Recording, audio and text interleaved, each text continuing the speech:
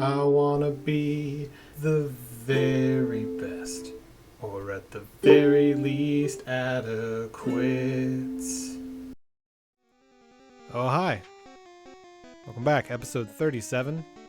We are continuing our assault on Silph Co to liberate it from the dastardly rockets. I am not CocoPapa, I am editing CocoPapa because we are still experiencing technical difficulties. Next week's episode should be the last one that I have to do extensive talking through. Our current plan is to go step by step, or floor by floor, taking everything out without the card key. Then we'll get the card key, do every floor again to make sure we get all the items, and then we'll go take down Giovanni at the top. Yeah, spoiler alert, Giovanni's behind this. Surprise, surprise. And it's time for a burn. Hey Machop, the only gains you see are the gain that you use to wash your gym clothes. Boom. Roasted.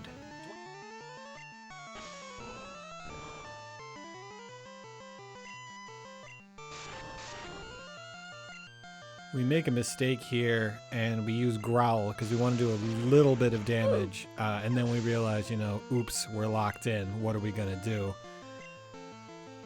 We immediately avoid the exit ramp because that would make things easier, and we tell ourselves, hey, it'll be okay. We'll get through this. We can just swap out. We can just not use Growl, but no, you are stuck once you are in combat, like actually fighting a Pokemon. So we just keep hoping that those steps of attack will get us through. And it does, spoiler alert, it goes fine, but we really got to get rid of Growl. We got to stop using Growl. We keep getting tempted by its low damage. So yeah, we're on phase 1, and I just wanted to do a quick supporter showcase. We haven't done that in quite a few episodes. This one going out to, it's either Shallow Hollow or Shallow Hallow. I believe it's Hallow. Thank you for your kindness and understanding why I had to push the last episode back a day. I did injure myself. Apparently, 30-somethings should not be going to roller rinks. We learn. So thank you. Show Team Rocket a little respect.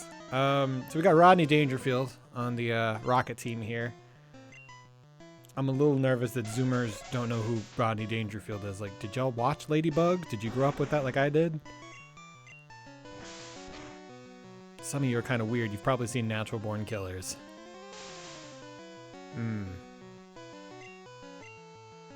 Anywho. Slash our way to victory. Like there wasn't ever any doubt.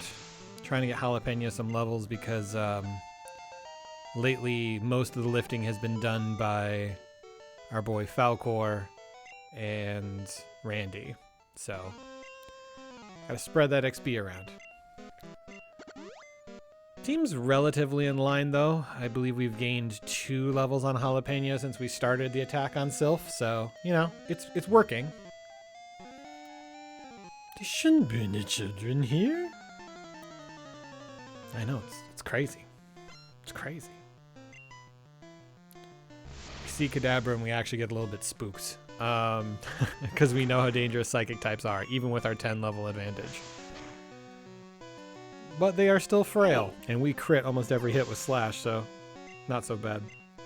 But yeah, man, whenever we see ourselves an Alakazam or a Kadabra, we're worried he's gonna feed us our own ass with that spoon. That reminds me, there's a Pokedex description for Alakazam that says that if it really befriends a trainer, it will hand them the spoon, and the spoon will make anything you eat with it taste like the best thing you've ever eaten.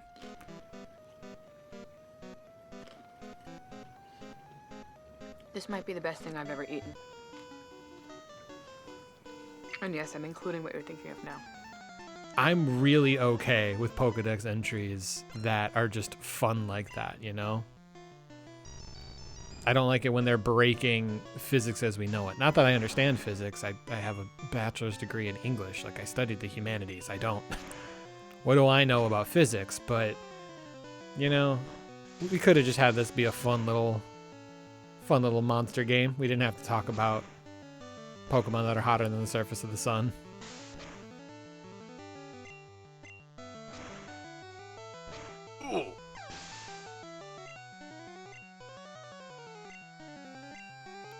We're moving through this trainer. And we're seeing at our levels at 40s, so we will probably be okay to go after Giovanni once we clear Sabrina. It might be a little bit of a stretch, but with type advantages, we should be perfectly fine. However, we have a long way to go before we are Victory Road ready. And by that I mean Elite Four ready. We could probably blunder through Victory Road fine. So there will be, as I said, one more grinding episode. If you want to drop us a comment asking us a question, we like to answer user-submitted questions or audience-submitted questions during our grind instead of having you watch for 3 hours plus as we try to get everyone up to level. What we'll also do is we will take out some time just before the grind. We'll do an episode where we go to locations around the Kanto region and pick ourselves up any Pokemon that we missed encounters on. Really try to fill out our roster as much as we can. We might not use them all, but just having them will be handy. Really running low on super potions. Really hope we find that lady with her beds. There's a kid wandering around here. No, there's no kids here. There's just a man in a really tall trench coat. I'm just this tall. I'm certainly not a kid on top of a Snorlax in a trench coat. I've been working on my squats. Got a big booty. Don't worry about it.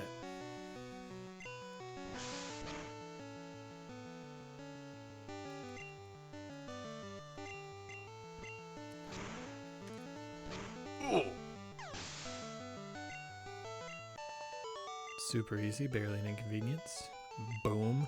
We take this teleporter here, even though we wanted to avoid teleporters for the most part. There's only one area in the entire map. Pokemon have weak points. I can nail them. Gross. Ask for permission. Consent is very, very important. You weird man. But yeah, we are trying to avoid teleporters in phase 1 and 2 of our attack because there's only one space that you actually need a teleporter to reach, and that is the interstitial chamber before you go and fight Giovanni. All other teleporters take you to areas I believe that you can access if you have the card key. So that's why we do it the way we do it. It's not just to make sure that we're hitting everything, but it's also because we don't want to have to memorize the teleporter layout if we can avoid it. So with my method, I know 2 teleporters. I know the teleporter that I need to get the card key, and I know the teleporter that I need to get to Giovanni. That's good enough for me.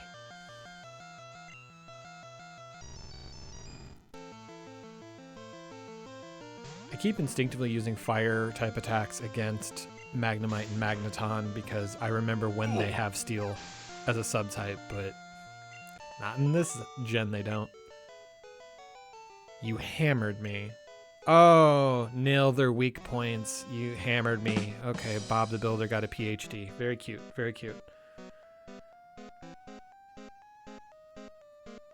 Also, talking about nailing me because I have critical points. It's like a fucking pickup artist scientist.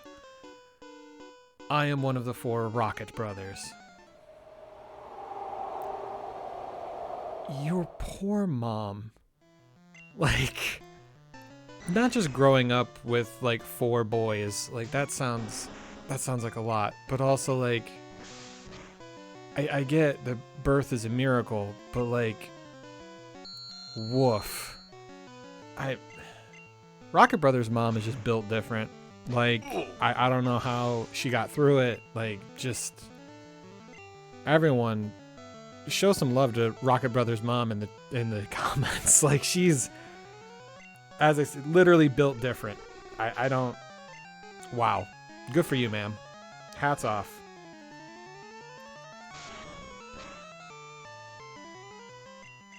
And we will keep count of how many Rocket Brothers we faced down. I will start a counter just to make sure that we get them all.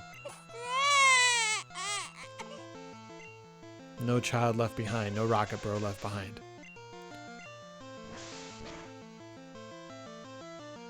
Was not expecting psychic types as we came into the tower. Thought I'd be facing an endless array of Zubats, Raticates, Coughings, and such, and their evolutionary lines. Also Ekans. Warg, brothers I lost.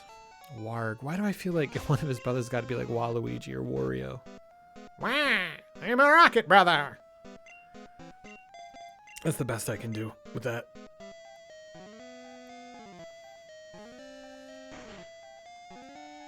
So, recording CocoPapa forgot that he took the teleporter up there. That's why we're using the stairs now.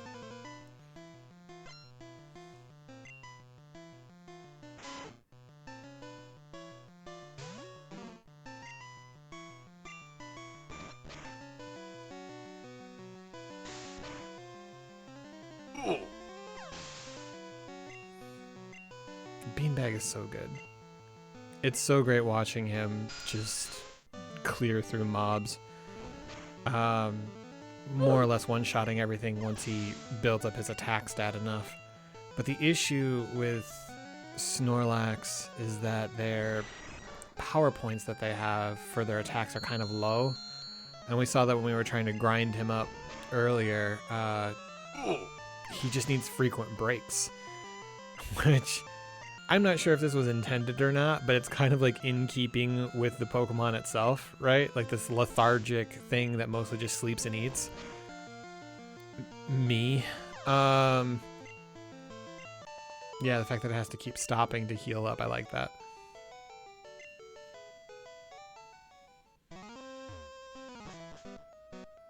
Yeah, so now we remember, oh wait, we have to go back to that teleporter.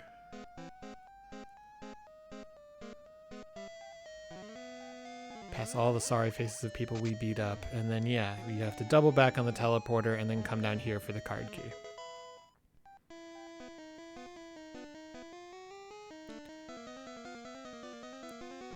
And we begin rethinking our strategy. That's a bingo! So I've already gone through the plan multiple times. I'll save you from that conversation. TM09, by the way, is takedown. Not a bad move. Not a great move, but not a bad one. So instead what we're going to do is we're going to try and treat this a little bit more like Die Hard, I guess. We're just going to crash through everything we can on our way up and then just get what we missed behind us. Try and combine steps 1 and 2. Phase 1, collect underpants. Phase 2, Phase 3, profit. Oh, Rocket Brother number 2. Wow. And yeah, I can't promise that I'll keep my shirt on the whole time. Hopefully my feet will be okay, but we're gonna John McClane it. So hope you're all aboard. Are you doing a Die Hard? Maybe. I want to point out having my big, hefty, normal type and taking down fighting types is very funny to me.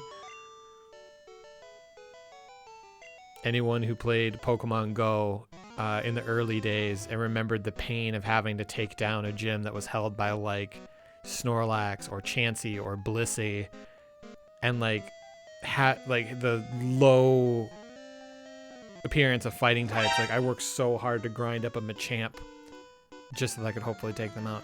And he talks about me betraying Team Rocket. Like how could I do that? But like, when has Team Rocket ever trusted us, actually?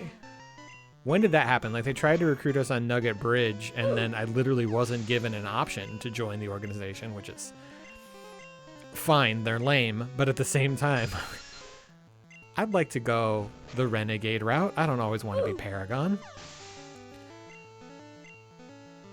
But yeah, it's the idea that we betrayed you, or I betrayed them without ever actually having been entrusted by their organization. That is... You keep using that word. I don't think it means what you think it means. Good job, Beanbag. Proud of you. Now, this is a tricky one. So we want to keep our attacking moves, and we absolutely want to keep rest, which means we have to make the decision, do we want to have amnesia or do we want to have harden? What kind of wall do we want to be? And having Harden would be okay. Like, our defense actually isn't that high, just our raw HP stat. But rarely are we going to put Snorlax up in a position where he's going to have to fight physically powerful Pokemon. Again, how could I betray you if I don't? Whatever. So it makes more sense instead to have him know Amnesia, because he might have to be a life laster against something like Alakazam, right? He needs to absorb those special hits and then be able to dish out massive physical damage. So that's why we kept Amnesia. We might never end up using Amnesia, but it puts us in a better position overall. X Accuracy is a super good item, and it can be used for some game-breaking combinations, but one, we don't know any of those moves that we would need. Just a moment on that. And two, it's really cheap. You can buy it, and it doesn't sell for much, so it's not use holding on to. The Tixie branch. So I had to look this up. In the original recording, I got very excited about seeing that, because I'm like, wait a minute. Is there a Tixie branch anywhere in any of the other Pokemon games? Is this hidden lore?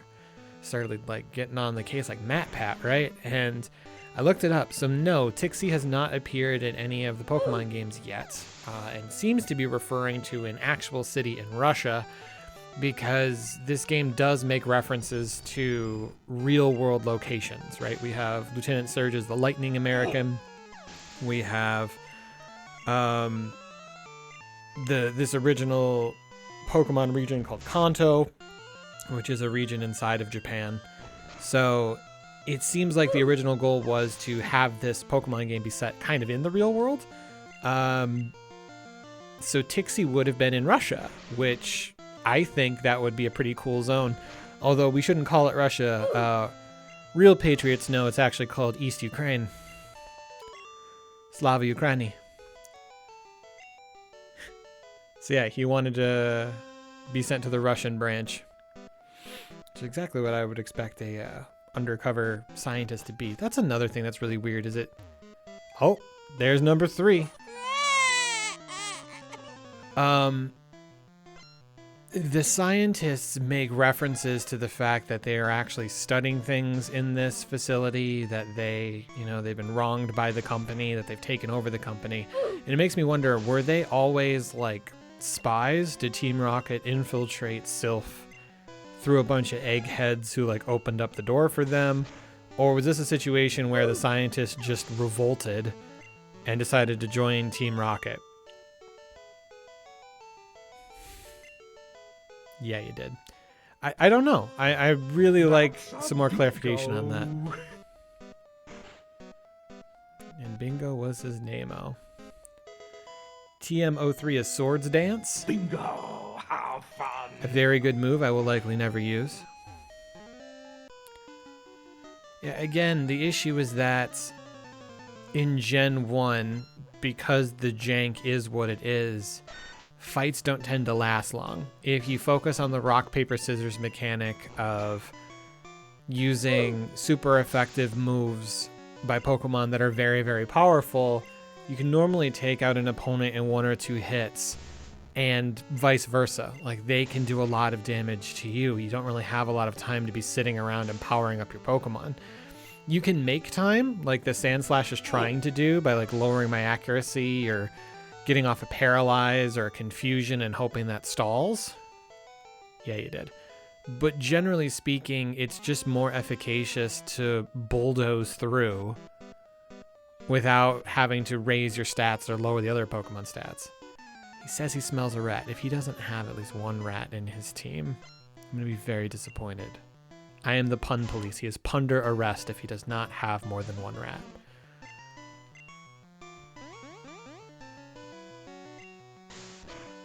Yeah, so we won't be seeing us using power-up moves. In later games, that would be a little silly. Why are we... Did we freeze? Okay. Weird. In later games, it'd be a little silly not to use these power-up moves, especially ones that are very good, like Dragon's Dance. You know, it is shooting yourself in the foot not to use like Belly Drum if you have that available to you. But I don't know, man. Gen 1, I just stick with attacks.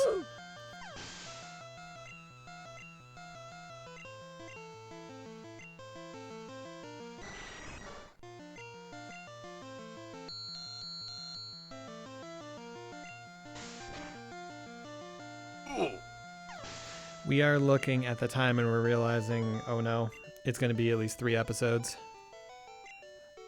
And with that, it should have been understood that that was what was going to happen. Like, Silph Co is the water temple of the Gen 1 Pokemon games. Like, it just takes so long. Even Victory Road will likely be shorter than this. So long as we don't get too many random encounters.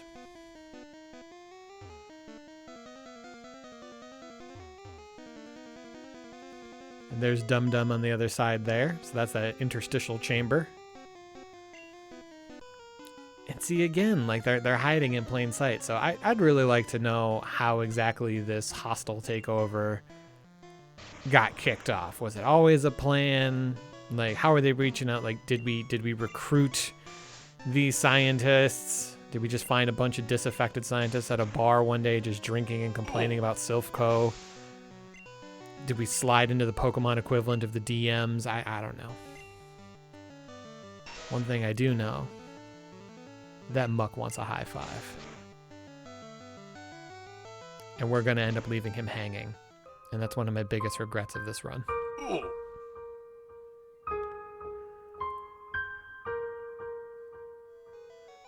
Yeah, you done.